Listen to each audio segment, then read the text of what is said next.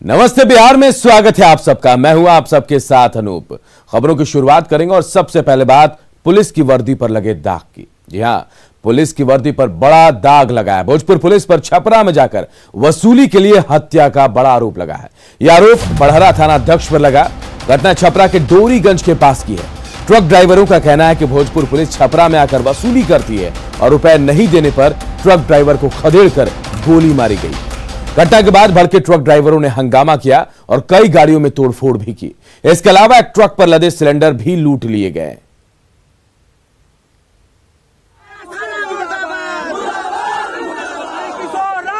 गोली कहाँ है भाई?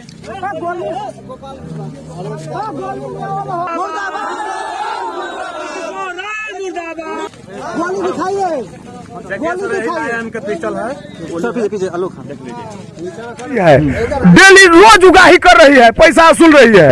ये पैसा नहीं दिया तो बड़हरा क्षेत्र आरा पुलिस घुसते छपरा में घुस करके इसको गोली मारा पैसे के लिए, खदेड़ करके मारा। मैं एक अथी है, छोटा गाड़ी है, ऑल्टो है। हम बोले कि सर देखिए इसको नॉट फोड़िए। ये 12 बाबू इस गाड़ी से आए थे डोरीगंज थाना के, भीड़ था, गाड़ी यहीं पर लगा के वो भी गाड़ी फोड़ दिए हैं। माता ने कम से कम 150 गाड़ी फोड़ा है सर। 150 गाड़ी। हाँ, बाबूरा से लेके यहाँ तक 150 गाड़ी फोड़े हैं सर। माता ने कारण क्या था फोड़ने? कारण यही है कि वो पैसा मांग रहे हैं, वहाँ से बाबूरा से वसूली करते आ रहे थे।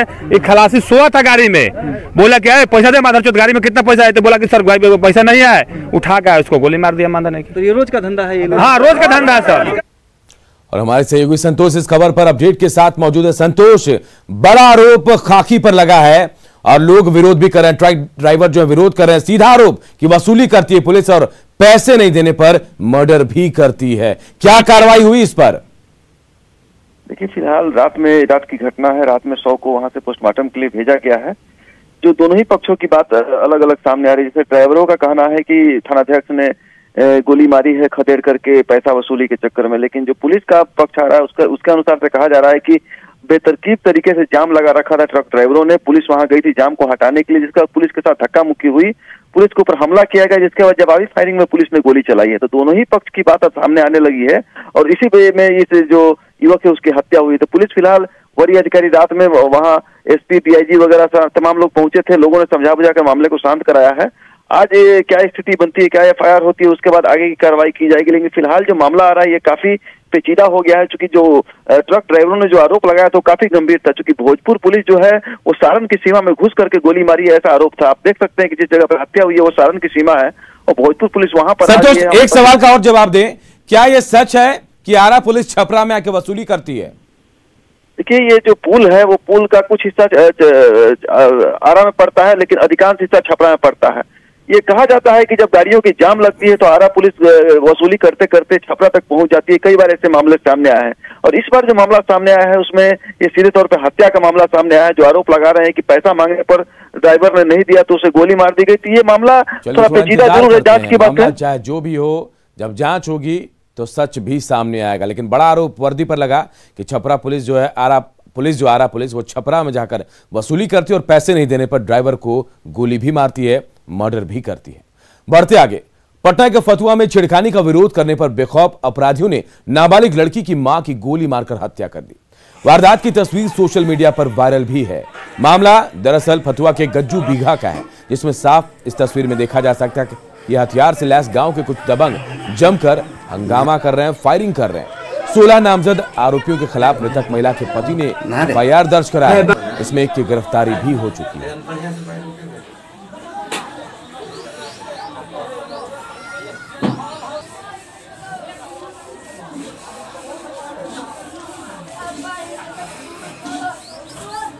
बिहार में क्राइम कंट्रोल के लिए बीजेपी विधायकों ने यूपी मॉडल को अपनाने की मांग की है। बीजेपी विधायक पवन जायसवाल ने मांग की कि उत्तर प्रदेश के तर्ज पर बिहार में भी पेशेवर अपराधियों की गाड़ी पलटनी जरूरी है, तभी अपराध और अपराधियों पर लगाम लगेगा। पवन जायसवाल का जेडीयू विधायक डॉक्टर संजीव कुमार ने भी समर्थन किया, जिसके बाद राजनीतिक बहस इस पर छिड़ गई है। अब बिहार में पलटेगी अपराधियों की गाड़ी। जो पेशेवर अपराधी है उनके खिलाफ गाड़ी पलटना जरूरी हो गया। एनकाउंटर से अपराध पर लगेगी लगाम। कि यूपी के तर्ज पे गाड़ी पलटना बिहार में जरूरी है। क्या बिहार में हिट होगा क्राइम कंट्रोल का यूपी मॉडल? अपराध के मुद्दे पर बिहार में एक नई बहस छिड़ चुकी है। बीजेपी विधायक पवन जायसवाल ने मांग की है कि अब यूपी की तर्ज पर बिहार में भी अपराधियों की गाड़ी का पलटना जरूरी हो गया है, तभी अपराध कम होगा। पेशेवर अपराधी है, उनके खिलाफ गाड़ी पलटना जरूरी हो गया। गाड़ी पलटने का तात्पर्य आप निकालिएगा। मैंने ये कहा है कि यूपी के तर्ज पे गाड़ी पलटना बिहार में जरूरी है। सरकार जितना गंभीरता से अपराधियों के खिलाफ कार्रवाई कर रही है वो सराहनीय है। अब उसको अति सराहनीय बनाने के लिए गाड़ी पलटना यहाँ जरूरी है। बड़ी बात यह है कि बीजेपी विधायक की मांग का जेडीयू विधायक संजीव कुमार ने भी समर्थन कर दिया। कानून अपना काम कर ही रही है बिहार में, लेकिन जरूरत पड़ने पे गाड़ी का पलटना भी बहुत जरूरी है क्रिमिनल्स को कंट्रोल करने के लिए, नहीं तो उनका मनोबल बढ़ता जाता है। तो हमारे यहाँ वैसे नीतीश कुमार जी का जीरो टॉलरेंस नीति है, बहुत अच्छा है क्राइम कंट्रोल में। पहले से कंपैरिजन होगा तो बहुत सुधार हो चुका है, लेकिन जरूरत पड़े तो गाड़ी पलटना भी वाजिब है। बीजेपी विधायक पवन जायसवाल की मांग पर आरजेडी की तरफ से तीखी प्रतिक्रिया सामने आई। ये हिटलर की जर्मनी नहीं है जहां पर इस तरह की चीजों का प्रयोग किया जा सके। यह बिहार मैंने समाजवादियों की धरती रही है और जननायक कर्पूरी ठाकुर एक रेफरेंस फ्रेम है पर्सनालिटी के रूप में और विचारों के मामले में। तो मैं समझता हूं कि यह जननायक कर्पूरी ठाकुर का बिहार, जननायक कर्पूरी ठाकुर का ही बिहार बना रहे। क्राइम कंट्रोल का यूपी मॉडल तब चर्चा में आया जब बिकरू कांड का वांटेड विकास दुबे को एमपी से वापस लाते समय यूपी पुलिस की गाड़ी पलट गई थी और विकास दुबे एनकाउंटर में मारा गया था। यही नहीं, बिकरू कांड से जुड़े और कई अपराधियों के साथ भी ऐसा ही हुआ। इस तरह के एनकाउंटर के बाद क्राइम कंट्रोल के इस यूपी मॉडल की आलोचना तो हुई, लेकिन असर भी दिखा। अपराधियों के अंदर पुलिस का डर बैठ गया। वैसे बिहार के मुख्यमंत्री नीतीश कुमार हमेशा से क्राइम पर जीरो टॉलरेंस की बात कहते रहे हैं। दावा ये भी किया जाता रहा है कि पुलिस अपना काम बखूबी कर रही है। अब जबकि क्राइम कंट्रोल के यूपी मॉडल पर बहस छिड़ चुकी है, तो सवाल है कि क्या अब अपराधियों के मन में डर बैठाने के लिए एनकाउंटर का ही एकमात्र रास्ता बचा है। न्यूज़ 18 के लिए पटना से शैलेंद्र कुमार की रिपोर्ट। इधर जेडीयू विधायक गोपाल मंडल ने एक बार फिर से विवादास्पद बयान दिया है। गोपाल मंडल ने कहा कि वो एसटीएफ के जरिए अपराधियों का एनकाउंटर करवा देंगे। विधायक का यह दावा है कि ऐसा होता रहा है और वो फिर ऐसा करवा सकते हैं। विधायक क्राइम पर कंट्रोल का इसे सबसे कारगर उपाय बता रहे हैं। गोपाल मंडल ने यह भी दावा किया कि वो अपराधी से डरते नहीं है, बल्कि तैयारी के साथ चलते हैं। साथ में लाइसेंसी हथियार और गार्ड रखते हैं और जरूरत पड़ने पर इसका इस्तेमाल भी होगा।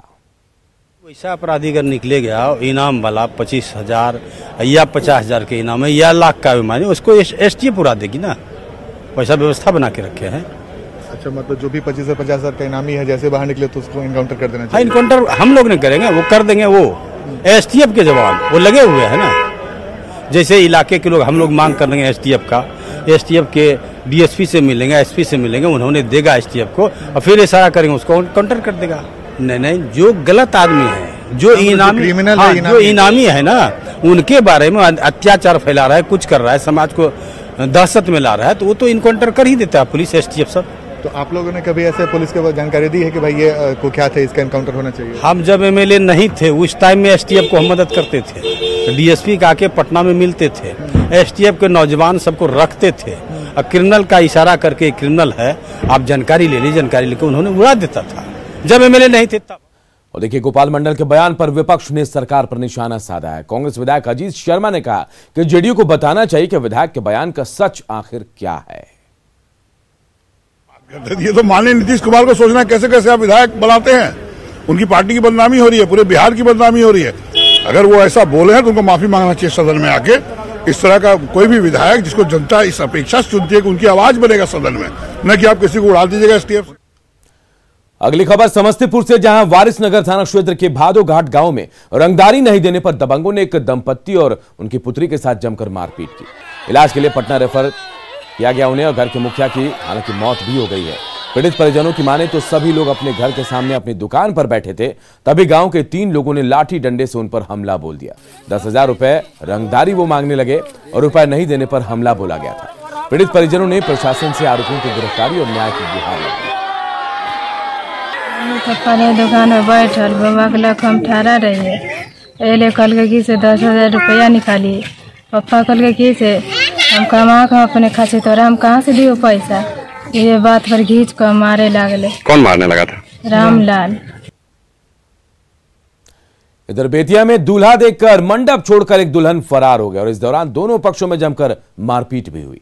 दरअसल व्हाट्सएप पर लड़के का फोटो देखकर शादी तय हुई थी, लेकिन जब लड़का शादी करने पहुंचा तो दुल्हन ने शादी से इनकार कर दिया और मंडप छोड़कर वो वहां से फरार हो गई। इसके बाद दूल्हा और बाराती को बैरंग वापस लौटना पड़ा। इतना ही नहीं, दुल्हन का शादी से इनकार करने के बाद दोनों पक्ष आपस में ही भिड़ गए।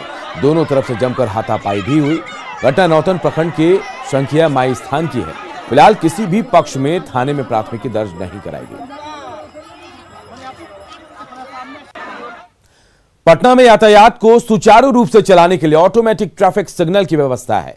शहर में 50 से ज्यादा सिग्नल लगाए गए हैं, लेकिन काम शायद ही कोई कर रहा हो। मजबूरन ट्रैफिक पुलिस वालों को हाथ से ट्रैफिक कंट्रोल करना पड़ता है। देश के चुनिंदा स्मार्ट शहरों में शामिल है पटना। शहर को स्मार्ट बनाने के लिए ट्रैफिक व्यवस्था को भी स्मार्ट बनाने की कोशिश की गई है। 50 से ज्यादा चौक चौराहों पर ट्रैफिक कंट्रोल के लिए सिग्नल लगाए गए हैं, लेकिन इन ट्रैफिक सिग्नल की हकीकत जानेंगे तो आप दंग रह जाएंगे, क्योंकि अधिकतर ट्रैफिक सिग्नल काम ही नहीं करते। अभी हम देखिए यहाँ पे इनकम टैक्स गोलंबर पे हैं और इनकम टैक्स गोलंबर पे सबसे ज़्यादा जाम रहता है। यहाँ पे गाड़ियों का रेला हमेशा रहता है, लेकिन इसकी एक तस्वीर ज़रा देखिए।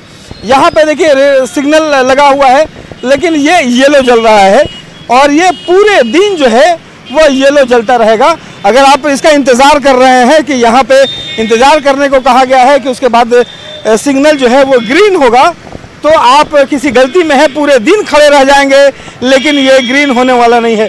एक जरा दूसरी तस्वीर देखिए, वहाँ पे रेड सिग्नल आपको दिया जा रहा है, जो कि इस बात को कहा जा रहा है कि आप रुकिए, लेकिन वो पूरे दिन जो है वो रेड सिग्नल आपको दिखाई पड़ेगा। इनकम टैक्स चौराहे पर मौजूद ऑटो चालकों का कहना है कि ये सिग्नल हमेशा से ही खराब रहते हैं। इनके चक्कर में रहेंगे तो दिन भर यहीं खड़े रहना होगा। येलो है, पूरा दिन येलो 24 घंटा, इसका कोई काम नहीं है। ट्रैफिक पुलिस रहता है तो हाथ देता है, सिग्नल देता है तो गाड़ी रुकती है, ना तो अपना जिधर मन चलते रहता है। अच्छा भाई, यहाँ पे जो सिग्नल लगा हुआ है वो देख रहे हैं कि दिन भर येलो ही चलता रहता है। जी ऐसा ही रहता है, स्टॉप नहीं होता। इसका कोई मतलब नहीं, वो बंद है तो ऑटो तो आएगा जाएगा, गाड़ी भी आएगा जाएगा, लेकिन वो येलो के येलो ही रहेगा। उसे ट्रैफिक रोकवाएगा तो ठीक है, नहीं तो आ रहा है जा रहा है, ग्रीन होता ही नहीं है। नहीं। ये हाल सिर्फ इनकम टैक्स गोलंबर का ही नहीं है। कोतवाली थाने के पास का ट्रैफिक सिग्नल भी यूं ही खराब पड़ा है। अभी हम कोतवाली थाना के पास हैं, जो डाक बंगला के ठीक नजदीक है।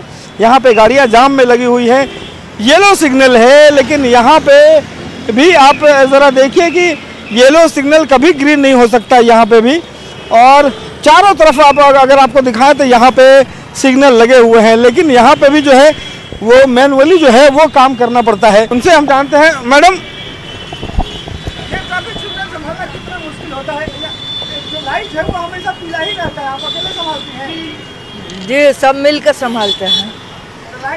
लाइट से नहीं संभाल पाता ना, लाइट से मैंने तोड़ कर भाग जाता है। लाइट तोड़ के भाग जाता है? हाँ हाँ, गाड़ी वाला सब। मतलब पटना वाले जो है लाइट से मतलब मानते हैं? नहीं मानता है, अपना सिग्नल के देखबे नहीं करता है। हाँ, वो भागते रहता है, लाख मना करते हैं अपना देख कर जाइए, फिर भी नहीं मानता है। अब एक तस्वीर वीरचंद पटेल पथ की भी देख लीजिए, जहां बीजेपी दफ्तर है। जो बीजेपी ऑफिस के ठीक सामने आप देखेंगे कि यहाँ पे रेड लाइट सिग्नल है। एक रेड लाइट सिग्नल है, ये देखिए, वो बिल्कुल नहीं जलेगी, कभी नहीं जलती। इसके अलावा ठीक इससे 50 कदम की दूरी पर एक और रेड लाइट सिग्नल लगाया गया है, वो भी बिल्कुल काम नहीं करता। पटना के गांधी मैदान को कौन नहीं जानता। पटना के रहने वालों को 1-2 दिन में यहां से गुजरना ही पड़ता है। यातायात व्यवस्था को ठीक से चलाने के लिए जेपी गोलंबर पर ट्रैफिक सिग्नल लगाया गया है, पर लाइट इसकी भी नहीं जलती। एक नहीं बल्कि आपको यहाँ पे कई ट्रैफिक सिग्नल जो हैं वो लगे हुए दिखाई पड़ेंगे, जो लाखों की कीमत से लगाए गए हैं। लेकिन यहाँ पे जिसे जैसे जाना हो वैसे ही जा रहे हैं, जिसे जब रुकना हो वो रुक रहे हैं। सिर्फ ये गांधी मैदान का इलाका नहीं बल्कि पूरे पटना शहर में आप घूमेंगे तो आपको ट्रैफिक सिग्नल की बर्बादी ऐसे ही दिखाई पड़ेगी। इसका जवाब जो है वो विभाग को यहाँ पे सोचना चाहिए कि या तो ट्रैफिक व्यवस्था ठीक हो, ट्रैफिक ठीक सिग्नल किए जाएं, या फिर अगर ट्रैफिक सिग्नल की ज़रूरत नहीं है तो उसे लगाने की आखिर ज़रूरत क्या है। कैमरा पर्सन अजय दुबे के साथ रवि एस नारायण, न्यूज़ 18 पटना। अगस्त 2016 को गोपालगंज के खजूरबानी में गांव में हुए जहरीली शराब कांड में कोर्ट आज सजा सुनाएगा। इस मामले में गोपालगंज एडीजे कोर्ट ने 14 में से 13 आरोपियों को दोषी ठहराया था, जबकि मामले के एक आरोपी की मौत हो चुकी है। खजूरबानी जहरीली शराब कांड में 19 लोगों की मौत हुई थी, जबकि 6 लोगों की आंखों की रोशनी चली गई। बिहार में 2016 में शराबबंदी लागू होने के बाद यह पहला बड़ा शराब कांड था। इसमें इतने लोगों की मौत हुई। इस मामले में 13 आरोपियों को दोषी ठहराने से पीड़ित लोगों में न्याय की उम्मीद जगी, लेकिन पीड़ितों को अब तक उचित मुआवजा तक नहीं मिल पाया। इससे उनका घर चलाना भी मुश्किल हो रहा है। 5 साल पहले गए नहीं खजूरबानी में दारू पिए और इन्हीं घर है आ सवेर भैया कहते नहीं कि हमारा आँख से दिखाइए नहीं खे देत। बाद से दिखाई ना देते रहे तो बाद घर रखले रहनी ले कहनी सरकारी अस्पताल में तो इलाज भइल। इलाज होके कहते डॉक्टर जी ले जालो घर है, ले गई से घर है तो आधे रास्ता में डेट कर गई और फिर डेट वो शराबे से हो गई तो अब हमने के दिक्कत हो गई। तो कैसे चलता है परिवार का खर्चा आप लोग का, कैसे चलेगा? अब केहू चलता कर्जा पैसा लेके केहू के उससे अब पैसा मिलल तो उन तो जमा हो गल 900 रुपया मिलेला, उससे थोड़े खर्च चली। बेतिया में हर घर नल जल योजना दम तोड़ती नजर आ रही है। इस योजना की शुरुआत हर घर में स्वच्छ पानी उपलब्ध कराने की मंशा से हुई, लेकिन इसका लाभ आम लोगों को मिल ही नहीं पा रहा, बल्कि जनप्रतिनिधि इस योजना का लाभ बखूबी उठा रहे हैं। नल जल योजना का पानी लोगों के घरों तक तो नहीं पहुंचा, लेकिन इसको लगवाने वाले वार्ड सदस्य के खेत तक जरूर पहुंच रहा है। लगभग 12.5 लाख की लागत से 2018 में 7 निश्चय योजना से नल जल योजना का काम शुरू हुआ। ग्रामीणों की माने तो इस वार्ड में योजना शुरू हुए 1.5 साल से अधिक का समय बीत चुका, बावजूद इसके आज तक शुद्ध पानी इन लोगों को नहीं मिल पाया। 9 नंबर वार्ड है में बानी से पानी शुद्ध कहियो नहीं खे मिला। 1.5 साल हल्ला भइली पानी से दर्शन नहीं खे। नल जल का काम हुआ है, यहाँ का ढंग से ना पाइप लगा है, ना यहाँ का वार्ड समय पर आकर देखता है। पब्लिक को बहुत सारे समस्या झेलनी पड़ती है। राजस्व एवं भूमि सुधार मंत्री रामसूरत राय ने कहा कि गरीबों को जमीन देने के साथ ही उन पर कब्जा भी दिलाया जाएगा और यह काम जो है जून के बाद शुरू हो जाएगा।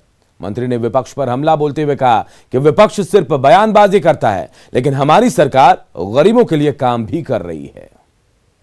अभियान चला करके बिहार के अंदर वैसे पिछड़े अति पिछड़े दलित शोषित परिवार के जो लोग हैं, जो भूमिहीन हैं और परिवार की जनगणना और जनसंख्या बढ़ी है, चिन्हित करके तमाम परिवारों को मैं 3 डिसमिल से 5 डिसमिल जमीन देने का वादा करता हूं।